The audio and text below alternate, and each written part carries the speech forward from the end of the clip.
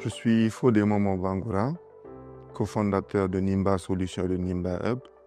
Je suis aussi président de l'Alliance guinéenne des startups.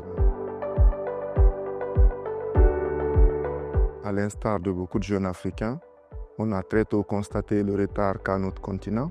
Quand j'étais à la fac, j'ai tout de suite compris que la technologie, c'est quelque chose qui serait un game changer demain. Donc, en tentant de trouver comment est-ce que je peux participer au développement de l'Afrique à travers ça, on a créé Nimba Solutions depuis 2017.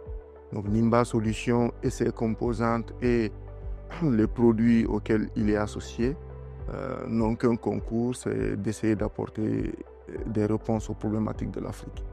Quand on regarde les nations développées, elles ont deux avantages globalement. La première, c'est les ressources humaines.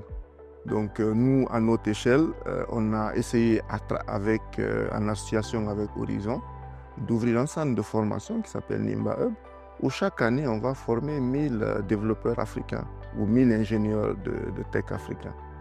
Donc à partir du moment où on aura réussi à résoudre la problématique de la ressource humaine, le reste, ça suit forcément. La première étape, c'est la masse critique de compétences. C'est principalement ça qu'on essaie d'apporter aujourd'hui. Et de l'autre côté, on développe des solutions de qualité mondiale techniquement. Donc nous n'avons rien à envier techniquement à ce qui se fait le mieux à la Silicon Valley. Nous sommes capables de le faire ici, nous le faisons. Les solutions sont assez simples. Encore une fois, pour qu'il y ait production, il faut qu'il y ait des facteurs de production. Les facteurs de production sont humains ou financiers.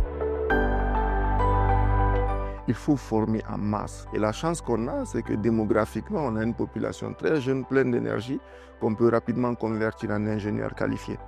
Et le troisième élément qui peut être assez important, il faut que l'administration publique puisse travailler avec les startups, que les marchés publics soient disponibilisés ou les opportunités publiques soient ouvertes à ces startups-là. La Guinée, nous la voyons comme une startup nation dans les prochaines années, dans les prochaines décennies, parce que nous sommes un pays qui avons tout pour ça. Vous savez, la question du numérique, c'est une question très transversale. S'il y a d'autres secteurs gros et porteurs, le numérique vient et crée ce cercle vertueux qui permet à ces secteurs de se développer aussi. Donc en Guinée, nous avons la chance d'avoir des mines, d'avoir un potentiel touristique énorme, d'avoir une richesse culturelle très très grande. La technologie en appui à tout ça va permettre en fait de créer une startup nation. Donc la Guinée a un avenir de startup nation et elle peut compter sur nous en tout cas pour contribuer à bâtir ça.